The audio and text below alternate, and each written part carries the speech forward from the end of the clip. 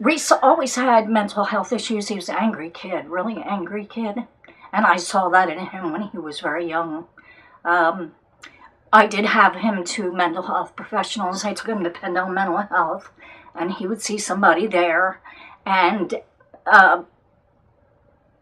we weren't consistent because I wasn't consistent. You know, I had my first child when I was 14. I was 18 when I had Reese, so I was still kind of growing up with both of them. But I worked. I had to work to take care of the three of us. And he was an angry kid. But he had a good heart. He would do anything for anybody. So, and it just seemed like the older he got, the worse his addictions and his mental health got. And I was hoping that they were doing something for him while he was in prison, and they weren't. And from the very beginning, he told me something was going on there. And he didn't know exactly what it was, but all that time went by. I kept telling him, well, do this and do that. I told him to start keeping a diary, to start writing everything down. And that book was missing when they turned over his stuff.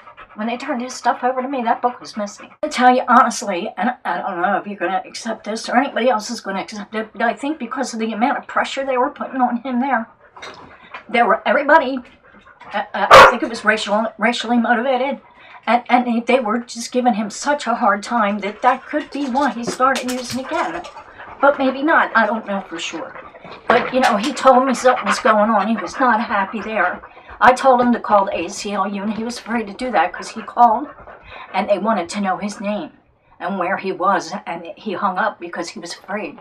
He was afraid of something down there. He was afraid of something happening to him.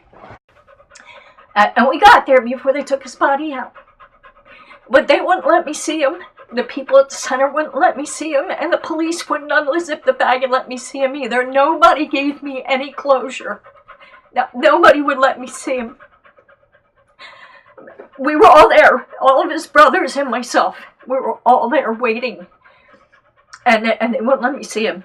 The only reason that I got to see that it was him was because the coroner finally, like 3 weeks or so after all of this had happened, finally sent me a picture of my dead child, and that was the only way I knew it was my kid.